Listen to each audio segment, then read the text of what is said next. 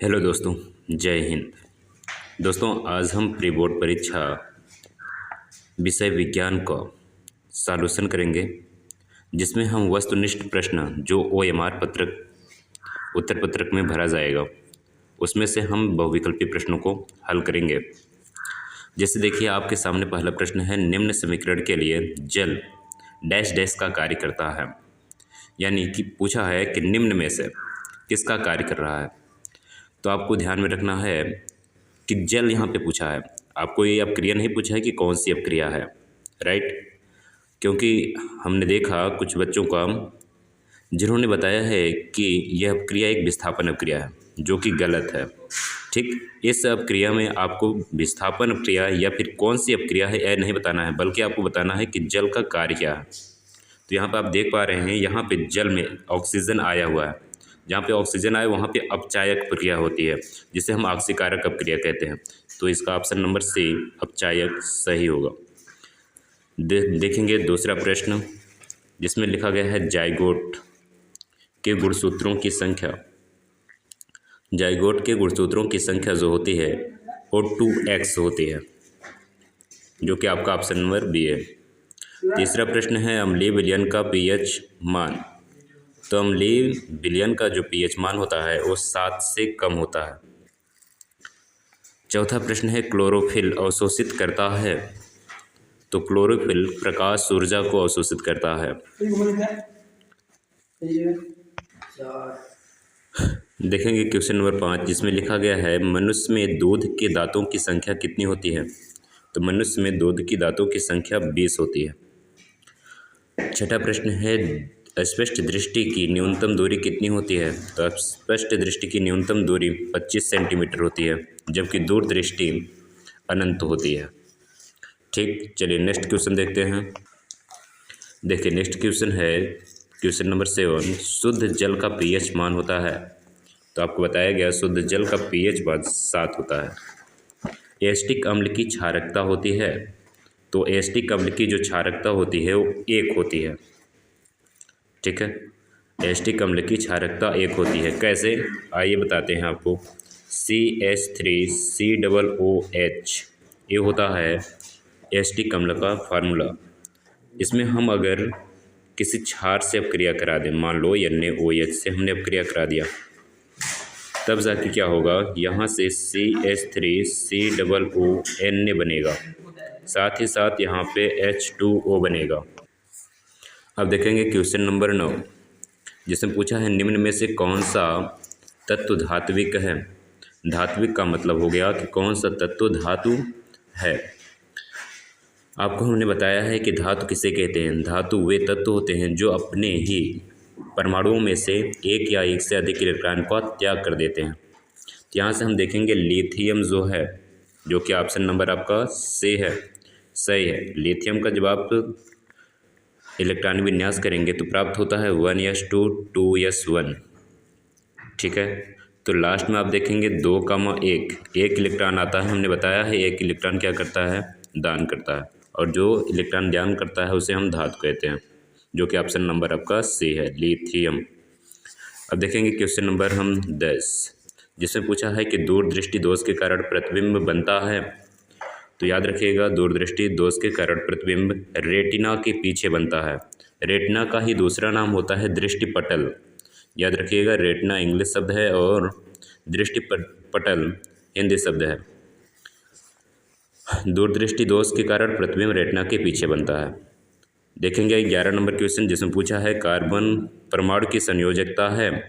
तो कार्बन परमाणु की जो संयोजकता होती है वो 4 होती है। ठीक, यानी कि यह कार्बन परमाणु की संयोजकता, पहले हम जानेंगे किसी तत्व का संयोजकता किसे कहते हैं। किसी तत्व का संयोजकता उसे कहते हैं जो उस तत्व का सबसे बाह्यतम इलेक्ट्रॉन होता है, उसी को हम संयोजकता कहते हैं। तो यहाँ पे देखेंगे कार्बन के परमाणु की संयोजकता, बाह्यतम जो इलेक्ट्रॉन है वो 4 है। हमने बताया है कि 4 इलेक्ट्रॉन वाले ज़्यादातर क्या करते हैं, साझा करते हैं, ना ही दान करते हैं ना ही ग्रहण करते हैं। इसलिए कार्बन क्या है, यह एक ऐसा तत्व है जो साझा करता है, जिसकी संयोजकता 4 है। देखेंगे 12 नंबर क्वेश्चन, जिसमें पूछा है, निम्न में से कौन सा पदार्थ लेंस बनाने के लिए प्रयुक्त नहीं किया जा सकता? तो लेंस बनाने के लिए प्रयुक्त हम मिट्टी का प्रयोग नहीं कर सकते हैं। ठीक है, जल से भी बनाया जा सकता है लेंस का प्रयोग, ठीक, कांच से और प्लास्टिक तीनों से बनती हैं, किंतु मिट्टी से नहीं बनाया जा सकता। अब देखेंगे क्वेश्चन नंबर 13, जिसमें पूछा है द्वार कोशिकाएं पाई जाती हैं। तो द्वार कोशिकाएं जो होती हैं वो रंध्र में पाई जाती हैं। ऑप्शन नंबर बी आपका सही होगा। क्वेश्चन नंबर 14 पूछा है मानव में गैसों का आदान प्रदान डाट डाट में होता है। तो याद रखिएगा, मानव में गैसों का जो आदान प्रदान होता है वह फेफड़ों में होता है, जिसे हम फुफ्फुस कहते हैं। लेकिन यहाँ पे आप देख रहे हैं कि ऑप्शन में नहीं दिया गया है, तो हम जानते हैं कि फुफ्फुस यानी फेफड़े के भीतर पाए जाने वाली छोटी छोटी गुब्बारी जैसी संरचना को हम कूपिका कहते हैं, जिसमें मानव में गैसों का आदान प्रदान होता है। तो ऑप्शन नंबर आपका ए होगा, कूपिका। चलिए देखेंगे क्वेश्चन नंबर 15, जिसमें पूछा है परागकण का जनन केंद्रक नरयुग्मक बनाता है। तो आप याद रखेंगे, परागकण का जो जनन केंद्रक नरयुग्मक बनाता है वह 2 बनाता है। तो ऑप्शन नंबर आपका 20 सही होगा।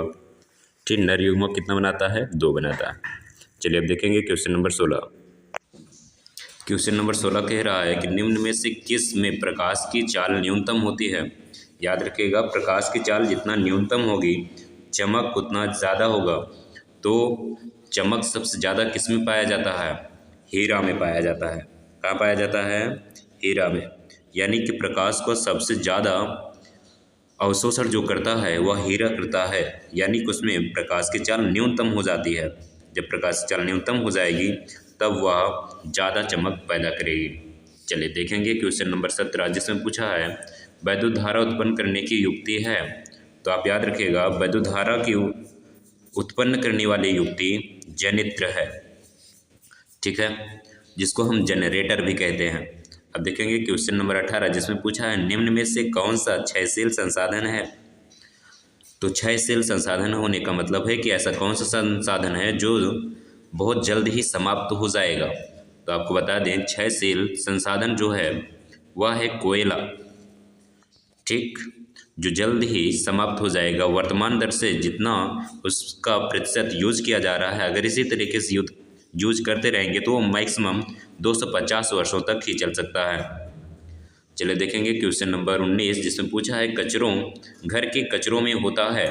तो याद रखिएगा, घर के कचरों में जैव निम्नीकरणीय प्रदूषण होता है। ठीक, इसमें अक्सर बच्चे गलती करते हैं, या तो वो अजैव निम्नीकरण लगाते हैं या फिर हाइड्रोकार्बन्स लगाते हैं, जिसमें से हम आपको बताएं, जबकि ऑप्शन नंबर बी जिसमें है जैव निम्नीकरणीय प्रदूषक सही होगा। अब देखिए क्वेश्चन नंबर 20, जिसमें पूछा है कि डैश डैश मानव में अमोनिया को यूरिया में बदल देता है। तो याद रखिएगा, अमोनिया को यूरिया में बदलने का काम यकृत करता है। अमोनिया को यूरिया में बदलने का काम यकृत करता है, जबकि यूरिया को अमोनिया में बदलने का काम वृक्क करता है। अतः आपको समझ में आ गया कि वृक्क क्या होता है, यूरिया को अमोनिया में बदलता है। यानी कि यूरिया को अमोनिया में बदलेगा कौन? वृक्क। जबकि अमोनिया को यूरिया में बदलेगा कौन? यकृत। याद रखिएगा। वीडियो देखने के लिए धन्यवाद।